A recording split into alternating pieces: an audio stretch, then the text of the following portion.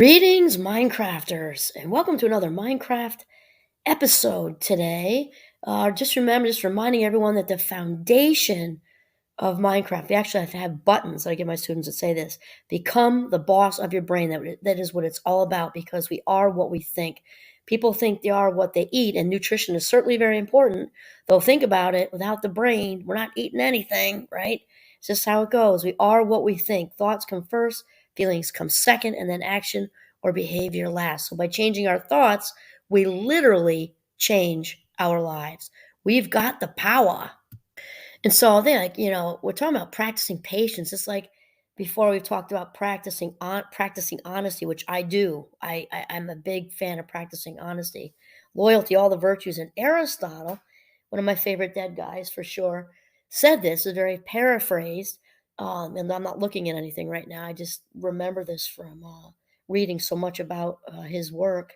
Is that if we practiced virtues like we practice, the piano, or football, or whatever, the drums, that we'll get better at it. It's not like somebody just got the winning ticket for honesty or loyalty or patience. People, of course, genetics are part of anything involved with humans and non-human animals, actually. What we practice, what we put our attention and intention on, is what will be successful. And so this particular episode, and I can use this myself, I'm the first one to admit this. Anyone who knows me knows that I'm a work in progress with this, but it is, the virtue of patience. We can practice patience. And once again, big surprise, what we practice, we inevitably get better at, whether it's good or bad. We can practice the violin, we can practice robbing banks, and we'll get better at it. Well, lo and behold, if we practice being patient, we can become better at it. And this is one I am, that I am just admittedly, humbly admit, any kind of whatever admit, I don't even know. I'm a work in progress with this. And me being in the Fast Mind Club does have quite a bit to do with it, because I've mentioned before that out of all the symptoms of ADHD, the one I struggle with the most, work at the most, I'm challenged by to grow with the most, is impulsivity, which is basically, the polar opposite of what we're talking about here, which is patience. And I'm going to do a shout out and lean on Richard Carlson again for this one, even though I could go a million different angles with it, honestly. Sticking with Aristotle would also just work, but I've just been jumping into these Richard Carlson books lately. I've owned them for decades. They're called Don't Sweat the Small Stuff. And they've got all different ones with the family, with money, blah, blah, blah, blah, blah. And so these are just short and easy that you can just dip right in. I usually find something I like, and I go through phases with books. And right now I'm in the Don't Sweat the Small Stuff phase. So here we go. He talks about creating patience practice periods, like basically to carve out time, just like you would carve out time for a piano lesson. It's not really different. So he says, patience is a quality of heart that can be greatly enhanced with deliberate practice. And here's the thing, love the word deliberate, living deliberately, spending deliberately, eating deliberately. Whenever again, it's about attention and intention. So we can deliberately practice patience just like we deliberately eat or spend money. Think about it. He says, an effective way that I have found to deepen my own patience is to create actual practice periods of time that I set up in my mind to practice the art of patience. Life itself becomes a classroom, and the curriculum is patience. So this just caught my eye because, as you know, I'm a big fan of reframing, and I'm a big fan of becoming aware, making a choice, and then putting in effort. Effort's huge. We've talked a lot about Carol Dweck and her work with mindset. Mindset is everything. So we can develop a patient's mindset by choosing to. And often, when I'm doing the videos, I'll put up my two hands like, is it, if one says simple and one says easy. Is it that simple? Absolutely.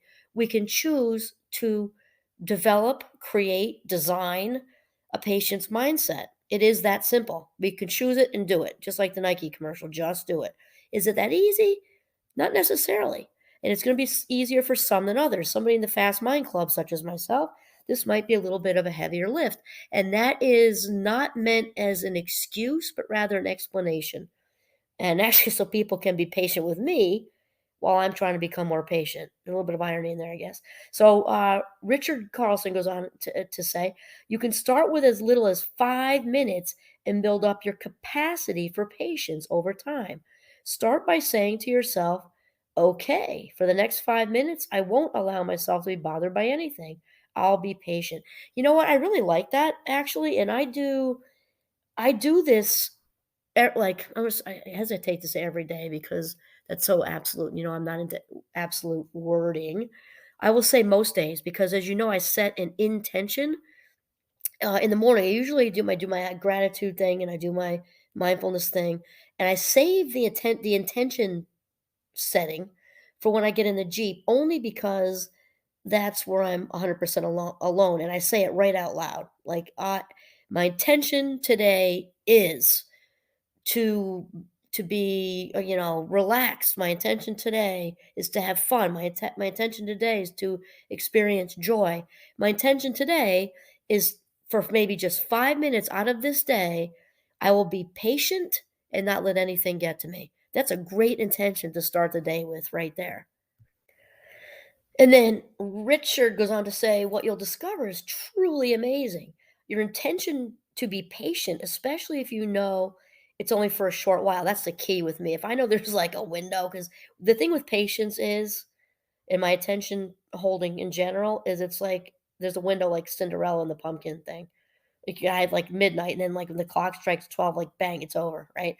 So if you're similar, even if you're neurotypical, it can help any of us to know that there's an end to, like, whatever the little goal is. So 5 minutes, you can spend that in the bathroom, right? Or in the tub or something, like, 5 minutes, that's not a lot. So he talks about,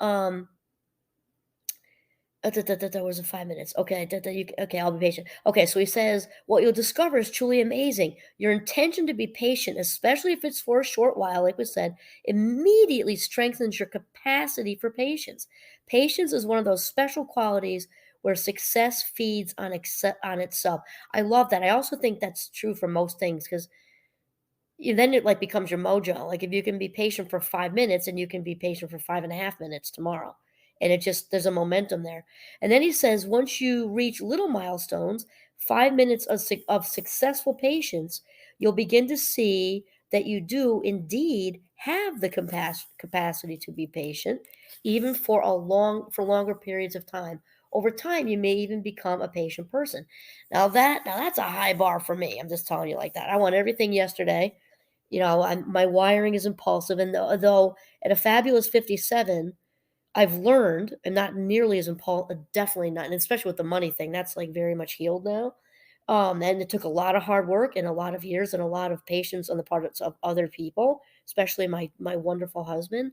I like how Richard says here, like, you can, like, slowly make this part of your lifestyle, a patient lifestyle. And I like that. And for other people, that may be fill in the blank with something else, like a more honest lifestyle, um, a more loyal lifestyle, a more outgoing lifestyle, a more positive in general lifestyle. Because when we acquire these minutes, we use our life minutes in this way, it is like a savings account. It's like throwing money in a bank. It's a self-esteem bank. Whenever we accomplish something, even if it's small, even if it's 5 minutes of patience, you accomplished it. Give yourself credit. Like, yay, good for you. I'll tell you right now, 5 minutes of patience for me. I'm definitely gonna do a happy dance, big celebratory happy dance. Like, hooray for me.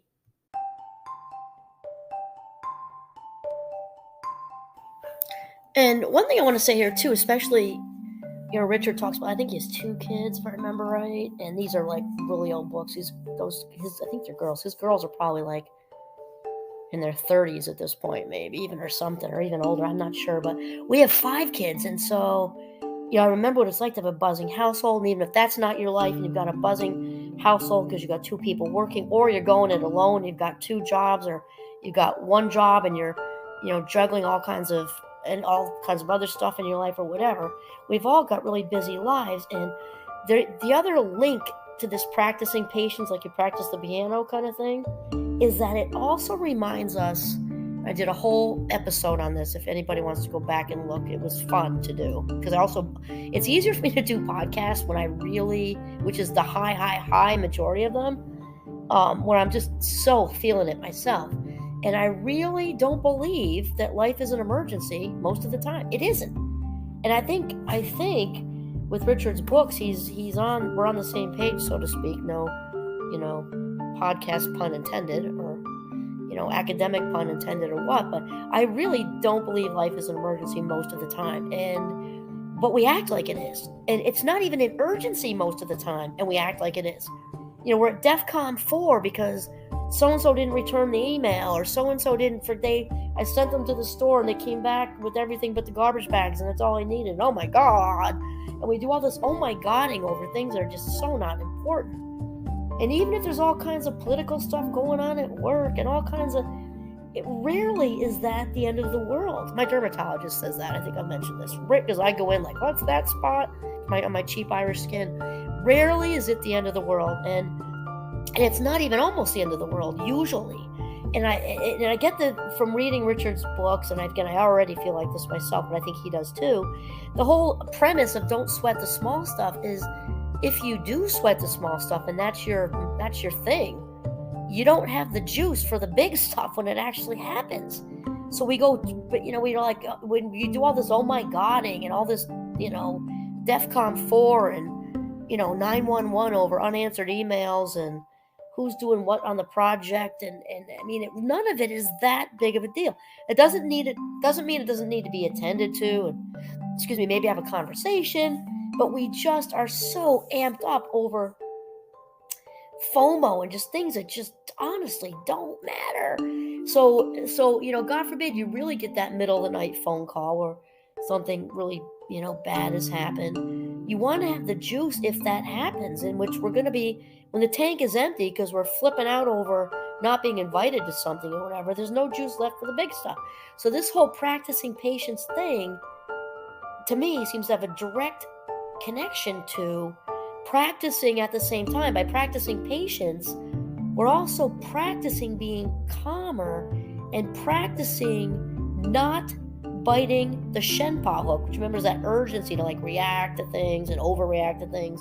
We're practicing perceiving life as not being an emergency or even an urgency, which is going to have it be just such much, it